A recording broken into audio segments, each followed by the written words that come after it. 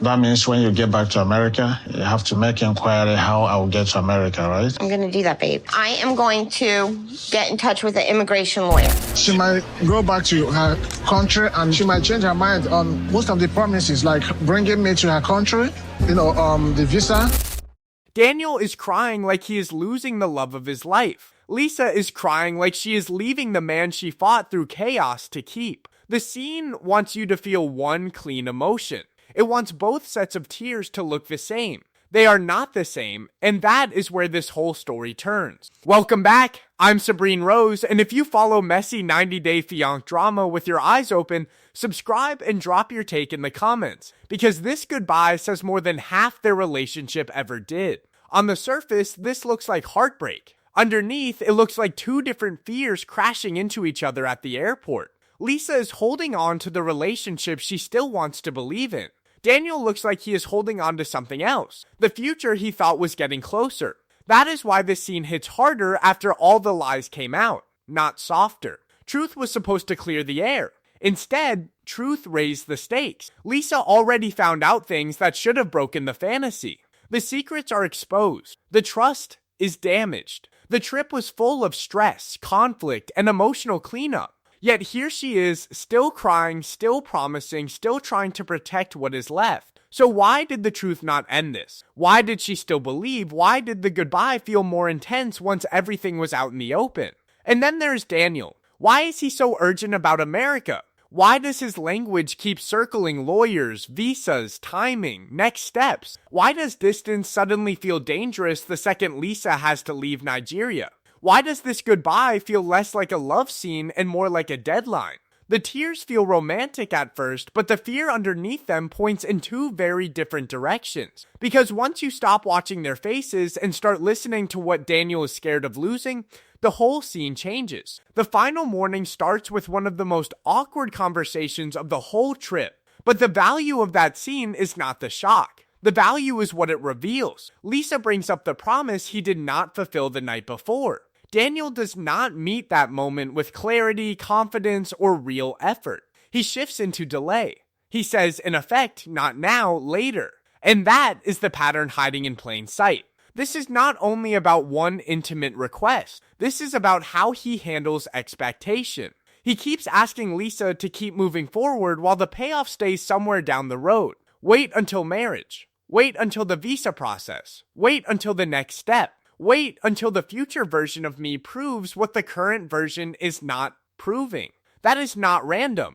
That is a system. He keeps the promise alive without having to cash it in. Lisa, for her part, does not treat this like a small issue. She brings it up because she already feels the gap between what is promised and what is delivered. That is why the scene matters. It turns embarrassment into evidence. Daniel is not offering reassurance through action. He is offering reassurance through postponement. Trust me first, commit first, sacrifice first. Then maybe the relationship becomes what you were told it would be. And once you notice that pattern, the whole story starts looking different. The airport panic, the visa urgency, the emotional performance, all of it starts to feel connected. Because if someone keeps asking for bigger and bigger commitment while giving less and less in the present, then the question stops being whether they are nervous. The question becomes what they are trying to secure before reality catches up. The awkward scene is not a side mess, it is the blueprint for the whole relationship. Marriage starts sounding less like love reaching its goal, and more like the magic fix being sold for problems that were never getting fixed at all. After the lies come out, both of them start acting like the worst part is over. That is the trick. The scene wants to sell relief. It wants the audience to think honesty cleaned up the mess. It did not. Honesty showed up late, after damage, after pressure, after public embarrassment, after trust had already been bent out of shape. When truth arrives that late, it does not rebuild safety. It only strips away one excuse. That is why their sudden return to couple mode feels so off. Lisa talks like they are finally in a better place. Daniel acts like the path is still alive. On paper, this should look hopeful. In practice, it feels fragile. They are not standing on repaired trust, they are standing on mutual need. Lisa needs the trip to still mean something. Because if all of this pain leads nowhere, then she has to sit with a much uglier reality. Daniel needs the relationship to stay functional, Because once the path closes, all the effort, charm, patience, and damage control stop paying off. So the truth does not heal them. It pressures both of them to perform peace faster. Lisa leans into relief because the alternative is admitting she went through all this chaos for a relationship that still does not feel solid. Daniel leans into relief because conflict delays progress, and delay is dangerous when the whole setup depends on momentum. Their calm feels less like healing and more like emergency patchwork. That is why the happiness after the secrets feels so short and so strange. It is not built to last, it is built to survive the moment. The second Lisa has to leave, the spell weakens. Distance cuts the emotional noise, the pressure changes shape, and whatever looks settled starts gasping for air. Their post-secret peace is not proof they recovered, it is proof both of them still need the story to keep working. Once Lisa leaves Nigeria, that temporary peace stops looking like closure and starts looking like a countdown. This is where the story gets colder. Daniel keeps saying he is not with Lisa for money, and taken in the narrowest sense, that may be true. Lisa is not being framed here like some endless source of luxury. She is broke, stretched, and already talking about cutting off extra spending. So if money is not the prize, then what is? Access, process, movement. Lisa is valuable because she represents a path. That is a harsher read than the easy one. Calling Daniel a simple scammer flattens the whole thing. The sharper read is that he is not treating Lisa like a final choice. He is treating her like a route to a final outcome. That is why his language keeps circling the visa, the lawyer, the timing, the fastest option, the next step. His focus does not sit on building a grounded relationship in the present. His focus keeps sliding toward what this relationship unlocks. That is also why the money issue needs a cleaner read. Cash matters, but mostly as fuel. If Lisa sends money, it helps hold the setup together. If she pays for lawyers, it moves the plan forward. If she spends on travel, paperwork, or support, it keeps the door open. So no, the strongest case is not that he is chasing her bank account for pleasure. The stronger case is that he is chasing what her resources, nationality, and commitment can do for him. That is a different kind of transaction, and in some ways, a colder one. Lisa, meanwhile, keeps speaking like sacrifice proves love. She is tightening spending, planning legal help, and still thinking in terms of how to make this work. But sacrifice only means something when both people are investing in the same future. That is the tension sitting under this whole scene. Lisa seems to think she is feeding a relationship. Daniel often sounds like he is protecting a route. He may not be using Lisa for money as the end goal, but he keeps talking like he is using her usefulness as the real asset. And once that thought enters the room, one ugly question starts hanging over every tear, every promise, every plan. If Lisa stopped being useful to his future, what exactly would still be left for him to hold on to? Listen to Daniel closely, and the pattern gets harder to ignore. Not the tears, not the face, the wording. Because people tell on themselves all the time, not only through what they say, but through what they keep circling without fully landing. When he talks about Lisa, he often talks around love instead of through it. He talks about plans. He talks about her helping him. He talks about the visa. He talks about the future. He talks about what she is doing for him and where the relationship is supposed to lead. Even when he sounds emotional, the language often leans toward need, access, and reassurance. He wants her to keep believing. He wants the path to stay open. He wants the future to keep moving. Now, to be fair, that does not prove he feels nothing.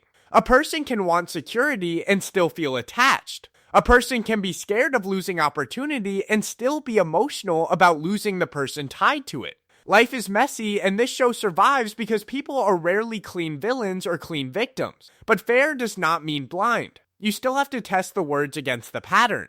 And the pattern is awkward for him. When Daniel speaks, grounded love language often feels thin or vague. What comes through more clearly is function. She has plans for me. She will help me. She is the one connected to my future. Even when he says he will miss her, the script around him keeps pulling us back to the same issue. What exactly is he missing most? Her presence or the life he imagined reaching through her? That is why this section matters so much. Lisa hears devotion in language that often sounds more like dependence. She hears emotional commitment where the wording keeps slipping toward practical benefit. And that gap is where a lot of bad relationships live. One person hears intention, the other person is describing utility. When someone keeps crying about the future but stays vague about the love, the wording starts doing more damage than the tears can hide. Because in scenes like this, what a person avoids saying often exposes motive faster than whatever they manage to say, while breaking down the airport changes the whole balance of power. Up to this point, Daniel has had something working in his favor the entire trip: proximity. Lisa was right there. He could talk to her in real time, react in real time, calm her down in real time, and keep the emotional pressure alive without giving her much room to step back and think. Nigeria gave him setting, momentum, family involvement, ritual, physical affection, and the constant advantage of being present. The airport takes all of that and starts stripping it away piece by piece. That is why the goodbye feels so charged. Not only sad, charged. Once Lisa gets on that plane, Daniel loses the easiest way to influence the situation. No more face-to-face urgency, no more emotional cleanup on the spot, no more keeping the fantasy warm through physical closeness. From that point on, distance enters the relationship like a third character. And distance is dangerous when a connection survives more on intensity than stability. Lisa feels that danger too, but from the other side. She is emotional because leaving threatens the version of the relationship she is still trying to preserve. While she is with him, she does not have to sit fully inside the contradiction. She can stay in the feeling. She can stay in the moment. She can stay in the hope. But airports are brutal because they force reality back into the frame. Home is waiting. Work is waiting. Bills are waiting. Time is waiting. Thought is waiting. So Daniel's charm sharpens right when the window is closing. The tenderness gets bigger. The sadness gets louder. The attachment gets more dramatic. Maybe some of it is sincere. But the timing matters. It always matters. People show you what the stakes are by when they suddenly become most expressive. The airport does not only separate them, it removes the pressure chamber that was helping the relationship hold its shape. And that is why the goodbye stops feeling like a simple love scene. It starts feeling like a countdown. Because the second distance takes over, both of them have to face the same ugly question. When the emotion cools down and memory starts rearranging the trip, what part of this relationship still survives? This is the moment where Daniel tells on himself without meaning to. Up to now, the crying can still be read two ways. You can watch him at the airport and say he is overwhelmed, scared, attached, and crushed by the goodbye. And maybe part of that is true. Human motives are messy. People do not always feel one thing at a time. A person can feel affection and self-interest in the same breath. But when the pressure is highest, what slips out first matters. And what Daniel gives us is not some sweeping statement about losing Lisa as a person. He goes straight to the fear that she will get back to America and change her mind about the promises, about bringing him over, about the visa. That is the line that cracks the whole scene open. Because in his most anxious moment, he names the loss in functional terms. He does not start with "I am scared of losing her touch, her company, her laugh, her presence in my life." He starts with the route closing. That does not prove he feels nothing. Fairness still matters. Immigration pressure and emotional attachment are not always separate. Long-distance couples on this franchise talk about paperwork all the time, because paperwork controls the future. So yes, talking about visas alone is not a crime, but context is everything. And the pattern around Daniel keeps leaning in the same direction. Again and again, the urgency lands on movement, timing, next steps, and not losing momentum. So when he breaks down and the same fear comes out again, it stops sounding random. It starts sounding consistent. That is why this part hits so hard. The tears keep flowing, the goodbye keeps playing like a romance, and right in the middle of it, he gives away the core panic himself. The performance does not fully stop, but the motive shines through it. When a man is sobbing at the airport and the first loss he names is the move, not the woman, the scene stops reading like pure heartbreak. After that, his breakdown looks different, not smaller, not fake in some cartoon way. Just sharper, colder, and much easier to read. Lisa is easy to mock in a story like this, and that is exactly why most people read her too lazily. The cheap version is to call her blind and move on. The sharper version is harder to sit with. Lisa keeps holding on because letting go would not only mean losing Daniel, It would mean facing what this entire trip cost her emotionally, financially, and publicly, and then admitting it still did not produce the relationship she thought she was fighting for. That is why denial in stories like this is not simple foolishness. It is emotional self-protection. Once someone has taken hits, defended the relationship, absorbed humiliation, and kept investing after red flags, walking away stops feeling like one painful choice. It starts feeling like a verdict on every painful choice that came before it. If Lisa gives up now, she has to look back at the lies, the chaos, the stress, the hope, and the promises, and ask herself what any of it was for. So when she cries at the airport, there is more going on than fear of separation. She is trying to keep the meaning of the relationship alive. She is trying to protect the idea that the trip was not a disaster, that the love was not one-sided, that the emotional risk was not wasted. People stay in bad setups longer than outsiders expect because the truth is expensive. Sometimes the truth costs more in one moment than the fantasy has cost over months. That does not make her weak. It makes her human. But being human does not erase the logic problem.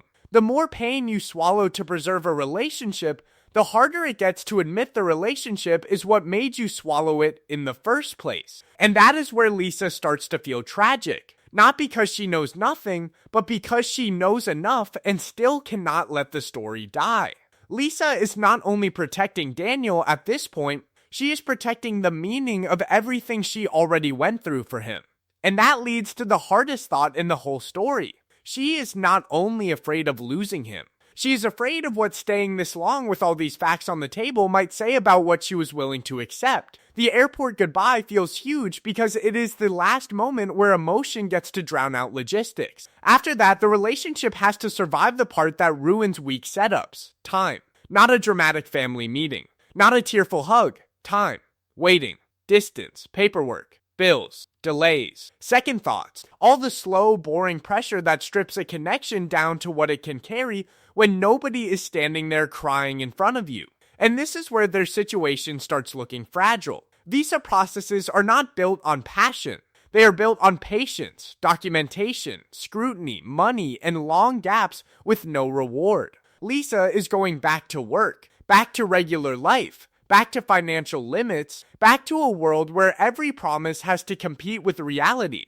Daniel is staying behind with the one thing that makes unstable relationships more unstable: uncertainty. Uncertainty invites anxiety. Anxiety invites pressure. Pressure invites conflict. That is why distance is not neutral here. Every week gives Lisa more room to replay the trip without Daniel beside her shaping the mood. Every delay gives her more time to hear how bad some of this sounds out loud. Every legal obstacle or money problem slows momentum, and this relationship leans hard on momentum. On the other side, every setback gives Daniel more reason to panic, more reason to push, more reason to frame urgency as devotion. And every unexpected crisis becomes a test. Does he stay patient? Or does the demand for help start creeping back in under a new excuse? This is the part where intensity starts losing to structure. Airport tears are dramatic, but drama is not a plan. Emotion fills a moment. Structure carries a future. And so far, what they seem to have most is feeling, not stability. Once the flight is over, the relationship loses the heat of the goodbye and has to live inside distance, delay, and doubt. So here comes the nastiest question of all. If the goodbye was this emotional before the real waiting even began, what happens when the waiting becomes the relationship? By the end of this goodbye, the cleanest answer is not that one of them feels everything and the other feels nothing.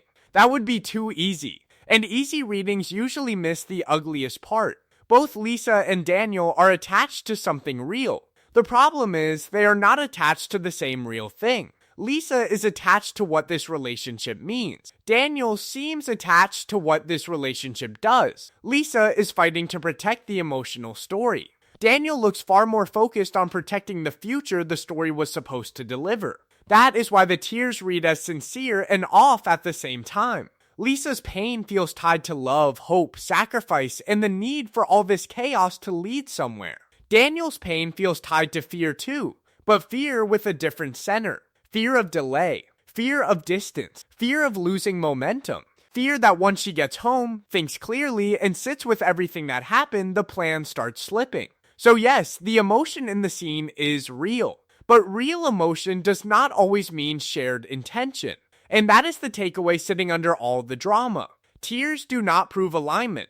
Emotion does not cancel motive. Truth coming out does not repair a relationship built on mismatched incentives. When two people are holding on for different reasons, the connection can still feel intense. But intensity is not the same as trust. It is not the same as safety. It is not even the same as love. Distance is not the villain in a strong relationship. Distance exposes the weak parts of a fragile one. If the bond is solid, time apart tests it. If the bond is built on fantasy, time apart drains it. That is why this airport scene feels so loaded. Not because goodbye ruins everything, but because goodbye removes the pressure, the closeness, and the emotional heat that were helping both of them avoid the same ugly truth. Lisa is holding on to the meaning of the relationship, while Daniel seems far more afraid of losing the function of it. And if you think this kind of romance by performance ends here, wait until you see the next couple where the chemistry looked intense on camera, but the private motive underneath